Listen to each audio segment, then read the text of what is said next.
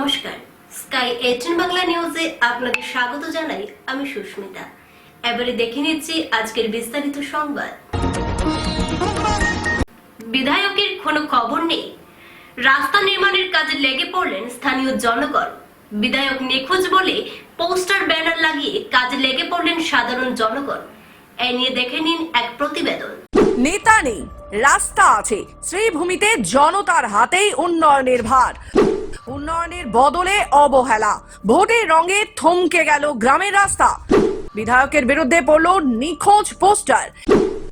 নিজের টাকায় রাস্তা বানাতে নামলো দক্ষিণ করিমগঞ্জের গ্রামবাসী। বিজেপিকে ভোট দেওয়ায় বন্ধ উন্নয়ন, অভিযোগ দক্ষিণ করিমগঞ্জে। শ্রীভূমি জেলার দক্ষিণ করিমগঞ্জ বিধানসভা এলাকায় এক অভূতপূর্ব রাজনৈতিক ছবির সামনে এসেছে। এলাকার বিধায়ক সিদ্দিক আহমেদ যেন কার্যত নিখোঁজ, এমনই অভিযোগ তুলে এবার রাস্তায় নামলেন সাধারণ মানুষ। গ্রামবাসীদের ক্ষোভ এতটাই চরমে উঠেছে যে অভিনব প্রতিবাদের পথে হাঁটতে বাধ্য হয়েছেন তারা। গ্রামের চারিদিকে পোস্টার সাটিয়ে লেখা হয়েছে বিধায়ক নিখোঁজ, সিদ্দিক আহমেদ মিসিং। ঘটনাটি দক্ষিণ করিমগঞ্জ বিধানসভার অন্তর্গত গান্দাইপাড় গ্রামে। এই গ্রামের রাস্তা একাধিক পার্শ্ববর্তী গ্রামের সঙ্গে সংযুক্ত হলেও দীর্ঘদিন ধরে বেহাল অবস্থায় রয়েছে। রাস্তার অভাবে শিক্ষা, চিকিৎসা ও নিত্য প্রয়োজনীয় পরিষেবা থেকে কার্যত বিচ্ছিন্ন হয়ে পড়েছেন এলাকার মানুষ। অভিযোগ, বারবার অনুরোধ জানানো সত্ত্বেও বিধায়ক আজ পর্যন্ত গ্রামে পা রাখেনি। স্থানীয়দের আরো অভিযোগ, সমস্যার কথা জানতে গেলে বিধায়কের কাছ থেকে কটাক্ষমূলক মন্তব্য শুনতে হয়েছে। গ্রামবাসীদের দাবি, বিধায়ক নাকি স্পষ্ট ভাষায় বলেছে আপনারা বিজেপিকে ভোট দিয়েছেন, তাই এই গ্রামে আসার বা রাস্তার কাজ করে দেওয়ার কোনো প্রয়োজন নেই। এই বক্তব্যে ক্ষোভ আরো বেড়েছে সাধারণ মানুষের মধ্যে। শেষ পর্যন্ত আর অপেক্ষা নয়, বিধায়ক ও প্রশাসনের অনুপস্থিতিতে নিজেদের মধ্যেই অর্থ সংগ্রহ করে রাস্তা নির্মাণের কাজ শুরু করেছেন গ্রামবাসীরা। সরকারি প্রকল্প নয়, কোনো ফলক নেই, শুধু অবহেলার বিরুদ্ধে মানুষের জেদ আর প্রয়োজনেই আজ উন্নয়নের চালিকা শক্তি। কেন্দ্র ও রাজ্য বিজেপি সরকার থাকা সত্ত্বেও বিজেপিকে ভোট দেওয়ার কারণে উন্নয়ন থেকে বঞ্চিত হতে হয়েছে, এমনটাই দাবি এলাকাবাসী। ভোটের রঙের কারণেই কি উন্নয়ন থেমে যাবে? এই প্রশ্নই এখন ঘুরছে দক্ষিণ করিমগঞ্জ জুড়ে। ফলে সমষ্টিবাসীদের মধ্যে চরম হতাশা ও হাহাকার দেখা দিয়েছে। আমরা ধৈর্য ধরতে ধরতে আমরা আজকে খাজে নামেছি সব গ্রামের লোক। দেখেন আমাদের এমএলএ সিদ্দিক আহমেদ তাই নিখোঁজ অবস্থায় আমরা ব্যানার লাগাইয়া আছি, তাই এখন পর্যন্ত কোনো খবর আমরা নেন না। এই রাস্তা আছে, এখানের মানুষ আছে কিভাবে কিছুই বলেন না। এই জন্য আমরা নিজের চাঁদা উঠাইয়া আমরা মানুষ সব কাজে এইরকম ব্যস্ত হয়েছি। এটা গান্দাইপাড়, এখানে হিজিম, পূর্বগ্রাম, পশ্চিম গ্রাম, এরপরে যে বালিয়া, এরপরে প্রমোদনগর চা বাগান, এরপরে খাসিয়াপুঞ্জি আর অন্যান্য গ্রামও আছে। দেখা হইয়া 3-4 বার দেখা হয়েছে। এরপরে এই যে চানবাড়ি স্কুলে মিটিং হয়েছে, মিটিংকেও গিয়া এটা আমরা তুলে ধরছি। তাই উঠিয়া বলেন যে এখানে তোমরা আমাকে ভোট দেও না, তোমরা রাস্তা আমরা দিব না, তোমরা বিজেপিকে ভোট দেও। এই কথা শুনিয়া আমরা মিটিং থেকে এসেছি। নিজের টাকায় আমরা গরিব গ্রাম, আমরা সবে মিলিয়া চাঁদা কমতি উঠাই। এখন আমরা তো যাইতে আসে তো আগে দেখেন একজন রোগী হইলে আমরা বইয়া লইয়া যাই, মানে এখানে কোনো গাড়ি আছে, হ্যাঁ ব্রিজও আছে, সবকিছু আমরা বইয়া নিয়ে যাই। এখানে কাজে লাগার আমার উদ্দেশ্য হলো যে আমরা এই যে রাস্তার বর্তমানে যে পজিশন আছে, এই পজিশন আমাদের এই গ্রামের মানুষ এবং আমার জিপি প্রেসিডেন্ট যে যখন নির্বাচিত হন, ওনারা যত সামান্য পয়সা অনুদান দেন এই রাস্তার উপরে, তাদের সাহায্যে এতটুকু এই রাস্তার এই অবস্থা হয়েছে। কোনো মতে যাওয়া যায় আমাদের পুলিশ স্টেশনে, তারপরে হসপিটাল, টেলিফোন, ফায়ার ব্রিগেড। এইরকম বর্ষার দিন আসার পর আমরা তো 6 মাস আমাদের এই রাস্তার আসা যাওয়া বন্ধ থাকে, 6 মাস অবধি। আমাদের দুঃখ, ভোটের আগে এমএলএ যে কোনো টিকিট পান আসেন আমাদের গ্রামে, ভোটের পর ওনাদেরকে চোখে দেখা যায় না, ওরা নিপাত্তা হয়ে যান। এমএলএ ফান্ডের 1 টাকাও আজ পর্যন্ত ভারত স্বাধীন হওয়ার পর এই রাস্তার উপর অনুদান হিসাবে আসে নাই। আমাদের এটাই দুঃখ। তাই আমরা সংগ্রাম করতে যাচ্ছি না কেন, আমরা নিম্ন স্বাক্ষরকারী নিম্নমানের মানুষ, আমরা দুর্বল মানুষ, আমরা সংগ্রাম করতে যাচ্ছি না। যদি সংগ্রাম হল আমি এখন, তাহলে তো আমাদের অন্যান্য সরকারের যে বিষয়ে মানে আমাদের পিডব্লিউডি অফিস আছে, ডিসি অফিস আছে, ঘেরাও করতে গিয়ে অনেক সমস্যার সম্মুখীন হতে হবে আমাদের কারণে। তাই আমরা এখনো ধৈর্য ধরে আছি। আসন্ন বিধানসভা নির্বাচন সামনে, কিন্তু যাকে মানুষ ভোট দিয়ে জিতিয়ে এনেছিলেন আজ তার কোনো খোঁজ নেই।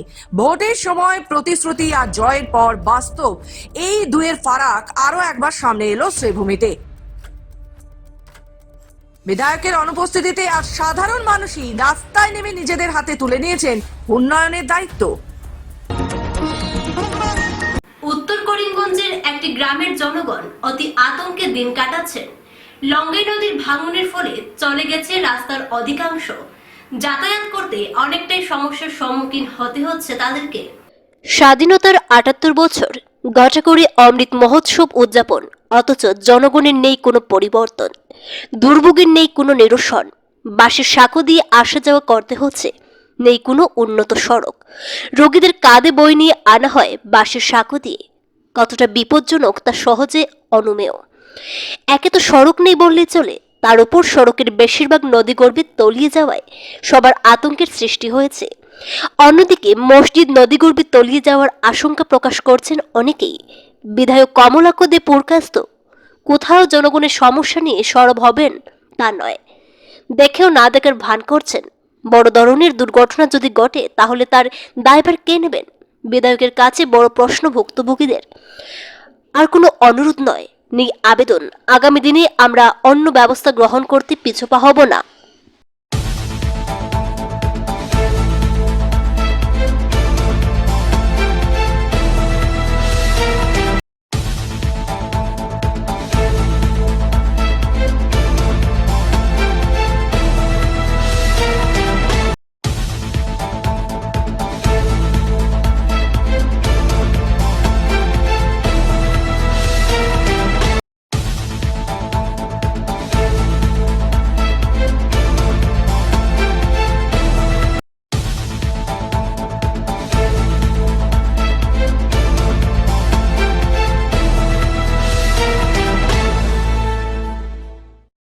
দড়ি দড়ি 2-3 জনে বইয়া হসপিটালে লইয়া যাওয়া লাগে। এই রাস্তার কারণে আমরা কোনো অবস্থায় হাঁটিয়া যাওয়া যায় না। স্কুলের ছাত্র 250 থেকে 300 ছাত্র আছেন, এলপি স্কুলের, হাই স্কুলের, কলেজের। ছোটো ছোটো যারা এরারে গার্জেন্টের দরিয়া ফাঁসটি ডেইলি দেওয়া আনা নেওয়া করা লাগে। আমরা গরু, বই, ছাগল এটা নদীর জল হাতরাইয়া গরু পার করি। এই ফুলে দিয়ে আনার, বাসর ফুলে দিয়ে আনার কোনো ক্ষমতা নাই। এইভাবে আমরা খুব 2 বছরতে খুব কষ্ট করিয়া।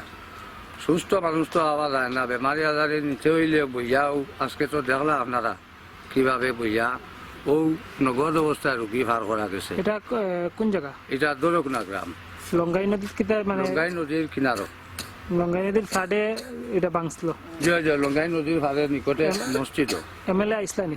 এমএলএ তো সমাজক্য পুরস্কার তাই নাইছিলে, আইয়া তাই 2বার আইসনে কইলা আমরা কইলা আমরা একটু দেখিয়া দিবা কইয়া আই দীর্ঘ 1.5 বছর থাকি থানে আর দেখাও যায় না।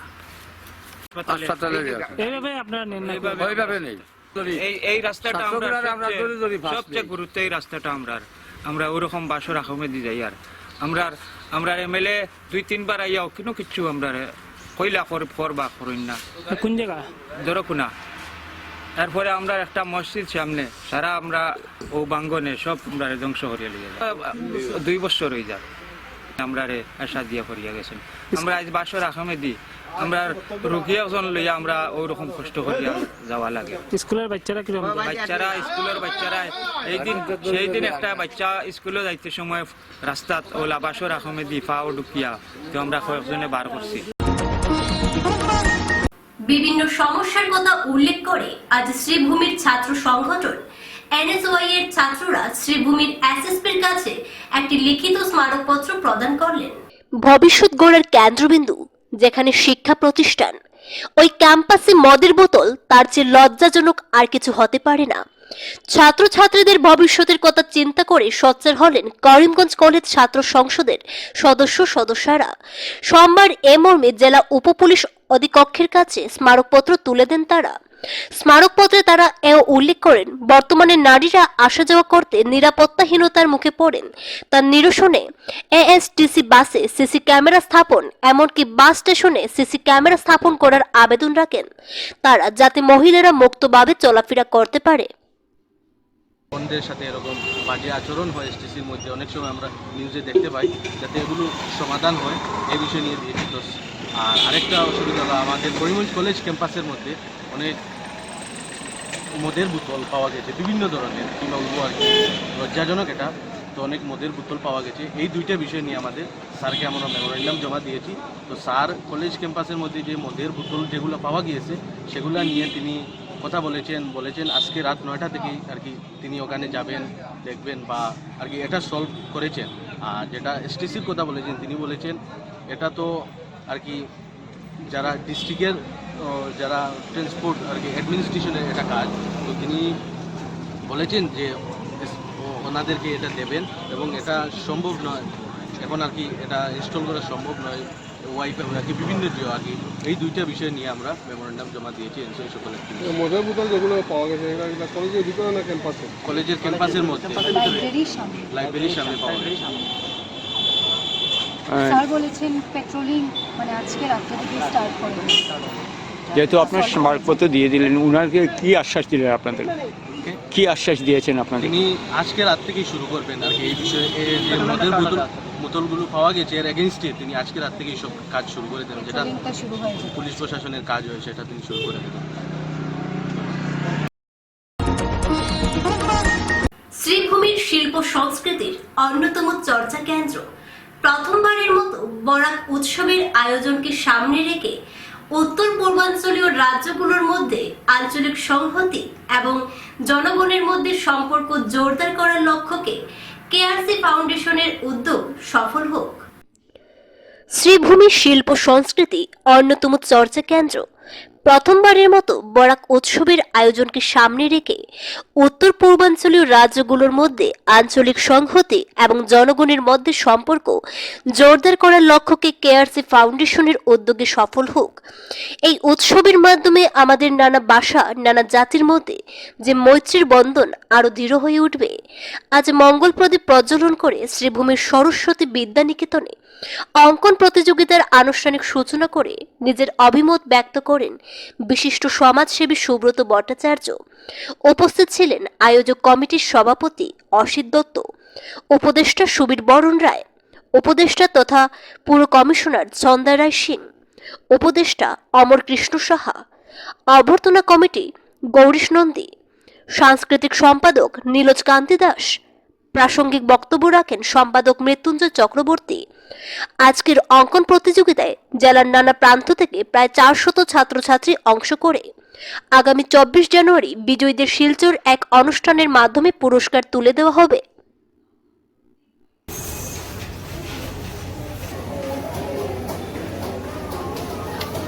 এক্সটার্নালাইজ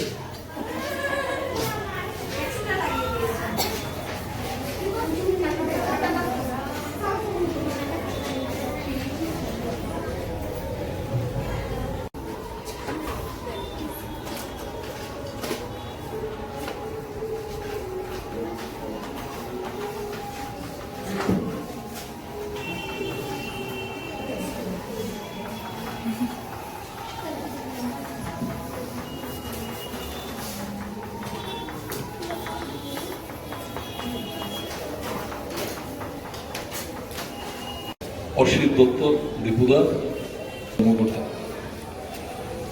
পৌর কমিশনার শ্রীমতী ছন্দা রায় সিংহ, বিশিষ্ট সাংবাদিক, সকলের প্রতি শুভেচ্ছা এবং অভিনন্দন জানাচ্ছি। অঙ্কন প্রতিযোগিতা সহ আরও অন্যান্য প্রতিযোগিতামূলক অনুষ্ঠান এবং অন্য যে সমস্ত আঙ্গিনা আছে এই উৎসবে আমি আশা প্রকাশ করব অত্যন্ত সুন্দরভাবে তা উদযাপিত হবে। আয়োজকদের পক্ষ থেকে বলা হয়েছে যে এটা প্রথমবারের মতো এখানে আয়োজিত হচ্ছে। এই শ্রীভূমি শহর বা বিগত দিনের করিমগঞ্জ শহর সাংস্কৃতিক দিক থেকে অত্যন্ত উর্বর, এক সময়ে সম্পূর্ণ বরাক উপত্যকাকে সাহিত্য সংস্কৃতির ক্ষেত্রে এই শহর পথ দেখিয়ে এসেছে। আমরা বিভিন্ন সময় সোনাবাড়ি ঘাটে থেমে থাকা টিপারে ধাক্কা ভ্যানের, আহত 3। সোনাবাড়ি ঘাট বাজারে রবিবার গভীর রাতে এক ভয়াবহ সড়ক দুর্ঘটনা সংঘটিত হয়েছে। সোনাবাড়িঘাটে থেমে থাকা টিপারে ধাক্কা ভ্যানের, আহত 3। সোনাবাড়িঘাট বাজারে রবিবার গভীর রাতে এক ভয়াবহ সড়ক দুর্ঘটনায় আহত হয়েছেন 3 জন। রাত আনুমানিক 12টা নাগাদ সোনাই দিক থেকে আসা একটি ভ্যান গাড়ির নিয়ন্ত্রণ হারিয়ে রাস্তার পাশে থেমে থাকা একটি টিপারে সজোরে ধাক্কা দেয়। দুর্ঘটনায় ভ্যানটি মারাত্মকভাবে ক্ষতিগ্রস্ত হয়। ভ্যানের চালক সহ 2 যাত্রী গুরুতর আহত হন। স্থানীয়দের তৎপরতায় আহতদের উদ্ধার করে শিলচর মেডিকেল কলেজ হাসপাতালে পাঠানো হয়। স্থানীয় সূত্রে জানা যায়, দুর্ঘটনা কবলিত ভ্যানটির নম্বর AS11D2665 এবং থেমে থাকা টিপারটির নম্বর TR05J1546। মোড় নেওয়ার সময় নিয়ন্ত্রণ হারিয়ে ভ্যানটি টিপারের পেছনে সজোরে ধাক্কা দেয় বলে ধারণা করা হচ্ছে।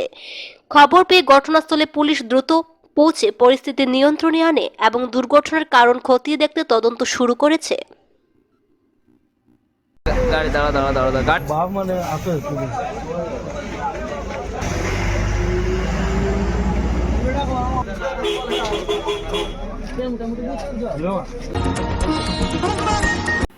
আইজিপি পার্থসারথী মহন্তকে ডিলিট ডিগ্রিতে সম্মানিত করল শিলচর স্থিত আসাম বিশ্ববিদ্যালয়। বিশ্ববিদ্যালয়ের 23তম সমাবর্তন অনুষ্ঠানে তাকে এই গৌরবময় সম্মান প্রদান করা হয়। আইজিপি পার্থসারথী মহন্তকে ডিলিট ডিগ্রিতে সম্মানিত করল শিলচর স্থিত আসাম বিশ্ববিদ্যালয়। বিশ্ববিদ্যালয়ের 23তম সমাবর্তন অনুষ্ঠানে তাকে এই গৌরবময় সম্মান প্রদান করা হয়। সমাবর্তন অনুষ্ঠানে বিশেষ অতিথি হিসেবে উপস্থিত ছিলেন কলকাতার বেলুর মঠ স্থিত Ramakrishna mission Vivekananda educational and research ইনস্টিটিউটের প্রো চ্যান্সেলর স্বামী আত্মপ্রিয়ানন্দজি। তার হাত থেকেই IGP Parthasarathi Mahanta delete degree গ্রহণ করেন। উল্লেখযোগ্য বিষয় হল, ডিলিট ডিগ্রিপ্রাপ্ত আসামের প্রথম পুলিশ আধিকারিক হিসেবে পার্থসারথী মহন্ত একটি ঐতিহাসিক সাফল্য অর্জন করেছেন।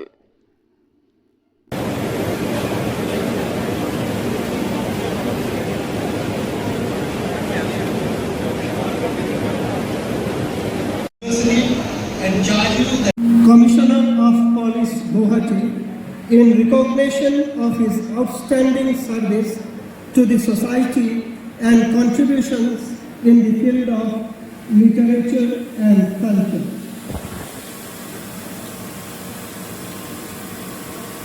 I pray that Sri Parthasarathi Mahanta may be admitted to the degree.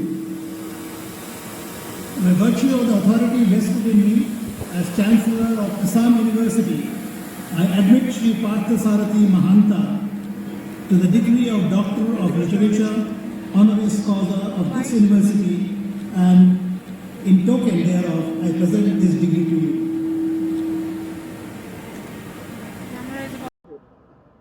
Assam university শিলচৰে আজি যিটো সন্মান প্ৰদান কৰিলে মোক, মই অত্যন্ত বিনম্ৰতাৰে এই সন্মানটি গ্ৰহণ কৰিছোঁ। তেওঁলোকে যি ডিগ্ৰী প্ৰদান কৰিছে লিটাৰেচাৰ আৰু ছ'চিয়েল ছাৰ্ভিচৰ কাৰণে, ইয়াত মই এটা কথাই ক'ব খুজিছোঁ, আমি পুলিচেই নহয়, বিভিন্ন বৃত্তিত থকা আমি সকলোৱে বিভিন্ন ধৰণে সমাজ সেৱা কৰি থাকোঁ। সমাজ সেৱা যে এজন ফুল টাইম সমাজ সেৱকেহে কৰে তেনে নহয়। আমি যেতিয়া নিজৰ নিজৰ কামখিনি সুচাৰুৰূপে নিয়াৰিকৈ কৰোঁ, সেয়াই এক ডাঙৰ সেৱা। আৰু পুলিচত বিশেষকৈ আমি পুলিচত থাকি ৰাইজক একেবাৰে বিপদৰ সময়ত সহায় কৰাৰ এটা সুবিধা পাওঁ। আৰু পুলিচ বিষয়াই যেতিয়া কিবা এটা এৱাৰ্ড পায় বা তেওঁলোকক যেতিয়া কিবা এটা সন্মান যচা হয়, সেয়া ডিপাৰ্টমেণ্টেল হওক, গভৰ্ণমেণ্টে দিয়া হওক বা এনেধৰণৰ কোনোবা সন্মানীয় বিশ্ববিদ্যালয় বা সামাজিক সংগঠনে দিয়া হওক, সেই সন্মানটো আচলতে সেই পুলিচ অফিচাৰজনৰ অকলে নহয়, সেই সন্মানটো সেই পুলিচ অফিচাৰজনৰ গোটেই টিমটোৰ। কাৰণ আমি পুলিচত কোনো অকলে কাম নকৰোঁ, অকলে কাম কৰিব কোনেও নোৱাৰে। কোনো পুলিচ অফিচাৰ ছুপাৰমেন নহয়, ছুপাৰ হিৰো নহয়। আমি টিম হিচাপে কাম কৰোঁ, আৰু আটাইতকৈ ডাঙৰ কথা, টিমটোৱে আমি ৰাইজৰ সহায় সহযোগিতা, ৰাইজৰ পৰামৰ্শ লৈ কাম কৰোঁ। আমি যে এই যে ৰাইজৰ যিখিনি সহায় সহযোগিতা, আমি টিম হিচাপে কাম কৰা, আমাৰ ছিনিয়ৰৰ গাইডেঞ্চ, আমাৰ কলিগছৰ গাইডেঞ্চ, আমাৰ জুনিয়ৰ অফিচাৰে তেওঁলোকৰ ভুলৰ পৰা শিকা, তেওঁলোকে আমাক দিয়া পৰামৰ্শ, এই সকলোখিনি লৈহে আমাৰ কামখিনি সম্ভৱ হয়। গতিকে আজি এই যি সন্মান, মই আমাৰ এই সকলোৰে হৈ গ্ৰহণ কৰিছোঁ আৰু ছাত্ৰ ছাত্ৰীসকলক কৈছোঁ যে আমি ডিগ্ৰী লাগিব, আমি পঢ়া শুনাত ভাল হ'ব লাগিব, আমি চাকৰি কৰিব লাগিব, ভাল চাকৰি কৰিব লাগিব, কিন্তু লগতে আমাৰ সেৱাৰ মনোভাৱটো থাকিব লাগিব, যিটো আমাক ভগৱান শ্ৰীকৃষ্ণই গীতাত অৰ্জুনক কৈছিল। গতিকে সেই যেতিয়া সেৱাৰ মনোভাৱেৰে আমি কামখিনি কৰিম, তেতিয়া আমাৰ সকলোৰে ভাল হ'ব, নিজৰ ভাল হ'ব, পৰিয়ালৰ ভাল হ'ব, সমাজখনৰ ভাল হ'ব, আৰু তেতিয়া লগে লগে জাতি আৰু দেশখনৰো ভাল হ'ব। মই আছাম ইউনিভাৰ্চিটি শিলচৰক মোৰ আন্তৰিক কৃতজ্ঞতা জনাইছোঁ আমাক এই সন্মান দিয়াৰ কাৰণে, আমাৰ কষ্টখিনিক স্বীকৃতি দিয়াৰ কাৰণে। ধন্যবাদ। কেতিয়াবা দেখা যায় বেয়াকে কৰে না, তেনেকুৱা সেইটো সমস্যা। চাওক, আমি আমাৰ ভালে বেয়াহে সমাজখন, কিন্তু আমাৰ যেনেকৈ প্ৰত্যেকটো ডিপাৰ্টমেণ্ট, অসম পুলিচ যেনেকৈ আমাৰ সমাজৰ এটা অংশ, আমাৰ সমাজত থকা বা বিভিন্ন পুলিচ, পৃথিৱীৰ যি দেশৰে পুলিচৰ কথা নকওক, আমাৰ সকলোখিনি এই সমাজৰে আমি অংশ। গতিকে ইয়াত যেনেকৈ বিভিন্ন ঠাইত বেয়া মানুহ থাকে, বিভিন্ন ডিপাৰ্টমেণ্টত বিভিন্ন বৃত্তিত বেয়া মানুহ থাকিব পাৰে। আমাৰ কাম হ'ল সেই যিখিনি বেয়া কাম কৰা মানুহ আছে তেওঁলোকক শুধৰণি কৰা আৰু তেওঁলোকৰ ক্ষেত্ৰত বিহিত ব্যৱস্থা লোৱা। গোটেই কামখিনি কৰি যাতে আমাৰ যিটো বৃহৎ স্বাৰ্থ যে ৰাইজৰ ভাল হ'ব লাগে, সমাজৰ ভাল হ'ব লাগে, সেইটো আমি কৰিব লাগিব। সেইটো উপায় নাই। মানুহ যেতিয়াৰ পৰা দল পাতি থাকিবলৈ আৰম্ভ কৰিছে, মানুহ সভ্যতা অহাৰ বহুত আগৰ পৰা অপৰাধ আছে। গতিকে সেই অপৰাধখিনি আমি কেনেকৈ নাইকিয়া কৰিব পাৰোঁ, কেনেকৈ একেবাৰে কমপ্লিট জিৰ' কৰিব নোৱাৰিলেও কেনেকৈ আমি একদম মিনিমাম আটাইতকৈ কমাই ৰাখিব পাৰোঁ, সেইখিনিয়ে আমাৰ কৰণীয়, আৰু সেই গোটেইখিনি আমি সকলোৱে একেলগে কৰিব লাগিব। যুৱ প্ৰজন্মক কি ক'ব ছাৰ আজিৰ দিনত, you being an academics into police? আমি যুৱ প্ৰজন্মৰ লগত এটা ইণ্টাৰেষ্টিং কথা হয়। আমি সাধাৰণতে আমি সদায় যিটোক আমি জেনেৰেশ্যন গেপ বুলি কওঁ, আগৰ জেনেৰেশ্যনটোৱে সদায় ভাবে যে পিছৰ জেনেৰেশ্যনটোৱে কিবা এটা কৰিব পাৰিবগৈনে ভালকৈ, এনেকুৱা এটা আগৰ জেনেৰেশ্যনটোৰ ওচৰত থাকে। পিছৰ জেনেৰেশ্যনটোৰ বহুতৰ মনত এটা ভাৱ থাকে, এই আগততো বহুত গণ্ডগোল হৈ গ'ল, আমি এইখিনি ঠিক কৰিব লাগিব, কাৰণ তেওঁলোকৰ শক্তি আছে, সাহস আছে, তেওঁলোকৰ স্পীড আছে। তাকে মই কৈছোঁ যে আমি 24 জানুয়ারি পূর্ব গোবিন্দপুরে আল জামিয়াতুল ইসলামিয়া খানকায়ে মাদানী প্রাঙ্গণে ইজতেমা শান্তি সম্মেলন। 24 জানুয়ারি পূর্ব গোবিন্দপুরে আল জামিয়াতুল ইসলামিয়া খানকায়ে মাদানী প্রাঙ্গণে ইজতেমা শান্তি সম্মেলন। আগামী 24 জানুয়ারি পূর্ব গোবিন্দপুরে আল জামিয়াতুল ইসলামিয়া খানকায়ে মাদানী প্রাঙ্গণে আল জামিয়াতুল ইসলামিয়া খানকায়ে মাদানী ও জনসেবা পরিষদ আসামের যৌথ উদ্যোগে এবং শান্তি মিশন ও আহলুস সুন্নাহ ওয়াল জামায়াহ পরিষদের সহযোগিতায় ইজতেমা আয়োজিত হতে যাচ্ছে। ওই দিন শনিবার সকাল 10টা থেকে রাত 8টা পর্যন্ত উত্তর পূর্ব ভারত ইসলামী শান্তি মহাসম্মেলন, তাফসিরুল কুরআন মাহফিল এবং খতমে বুখারী শরীফের দোয়া অনুষ্ঠিত হবে। উক্ত শান্তি মহাসম্মেলনে সভাপতিত্ব করবেন উত্তর পূর্ব ভারতের বিশিষ্ট ইসলামী চিন্তাবিদ, আধ্যাত্মিক দিশারি, শাইখুল হাদিস ও শাইখুল জামিয়া আল্লামা শায়খ আহমেদ শাহিদ গোবিন্দপুরী সাহেব। সোমবার শিলচর ইলোরা হেরিটেজে এক সাংবাদিক সম্মেলনে একথা জানান উত্তর পূর্ব ভারতের বিশিষ্ট ইসলামিক চিন্তাবিদ, আধ্যাত্মিক দিশারি, শাইখুল হাদিস ও শাইখুল জামিয়া আল্লামা শায়খ আহমদ শাহিদ গোবিন্দপুরী সাহেব।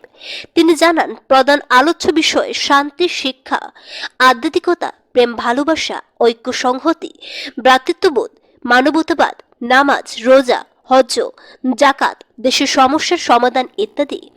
বিশেষ করে দেশের শান্তির জন্য কাজ করে যাচ্ছেন পূর্ব গোবিন্দপুরে আল জামিয়াতুল ইসলামিয়া খানকায়ে মাদানী শান্তি সম্মেলন আয়োজন করে আসছে। শনিবার দিবস সকাল 10 কোটিকা থেকে রাত 10 কোটিকা পর্যন্ত পূর্ব গোবিন্দপুর আল জামিয়াতুল ইসলামিয়া খানকায় মদনী ময়দানে ইজতেমা শান্তি মহাসম্মেলন অনুষ্ঠিত হবে। এই শান্তি মহাসম্মেলনে বক্তব্য পেশ করবেন আন্তর্জাতিক খ্যাতিসম্পন্ন ব্যক্তিত্ব আল্লামা মৌলানা সাদুল্লাহ খান সাহেব, বাঙ্গালোর, কর্ণাটক। মুখ্য অতিথি হিসাবে শান্তি, শিক্ষা, আধ্যাত্মিকতা, মানবতা, সংহতি, ভ্রাতৃত্ববোধ, প্রেম, ভালোবাসা, স্নেহ, মমতা, দেশের সার্বভৌম সমাজে সর্ব অবস্থায় যেন শান্তি প্রতিষ্ঠা হয়, শিক্ষার বিকাশ হয়, তার উপরে বক্তব্য পেশ করবেন ইন্টারন্যাশনাল বক্তা, ইসলাম স্কলার জনাব মৌলানা শেখ সিদ্দিকুল্লাহ সাহেব, কলকাতা।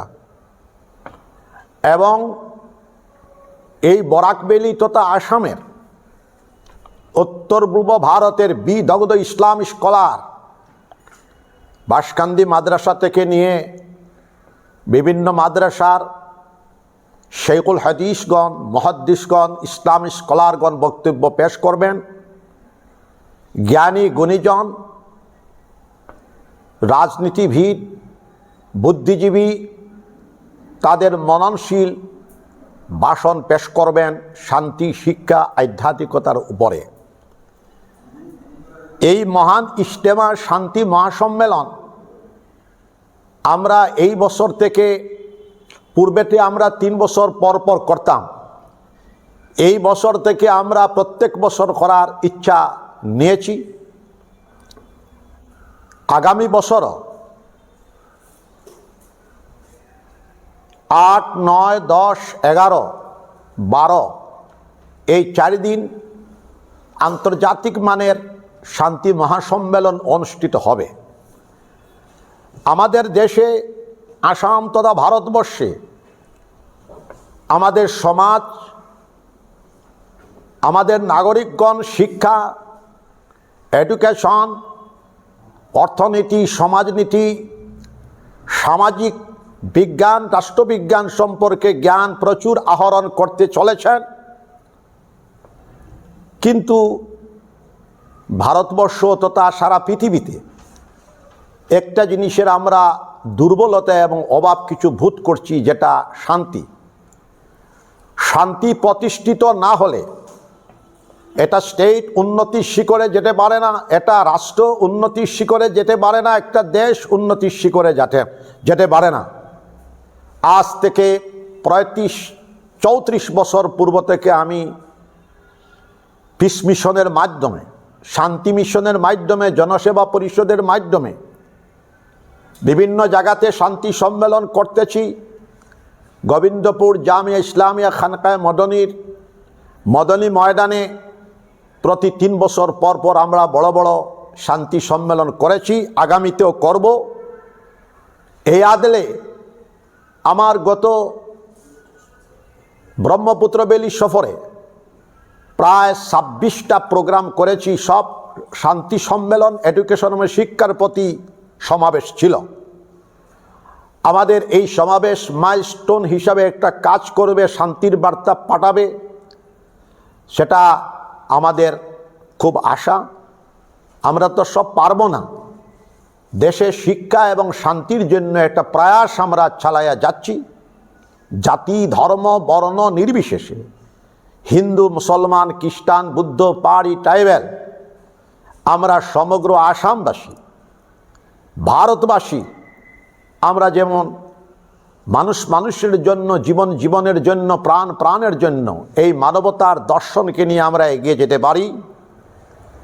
আমাদের কামনা আমাদের দেশের সব সম্প্রদায়ের নাগরিকগণ অর্থনীতি, সমাজনীতি, শিক্ষানীতির দিকে এগিয়ে যাবে এবং আসাম তথা ভারতবর্ষে শান্তির বার্তা, শান্তির হাওয়া প্রবাহিত হবে, সেটাই আমাদের কামনা। আসাম তথা ভারতবর্ষ সারা পৃথিবীর জন্য শান্তির জন্য, সারা পৃথিবীতে, আসাম তথা ভারতবর্ষে, সারা দুনিয়াতে যেন শান্তি প্রতিষ্ঠা হয়, তার জন্য বিশ্বপ্রভুর দরবারে আমরা প্রার্থনা করব, মোনাজাত করব। প্রত্যেকটি মানুষ যেন উন্নতির শিখরে পৌঁছে। স্কাই 18 বাংলা নিউজ আজ এই পর্যন্তই। ধন্যবাদ।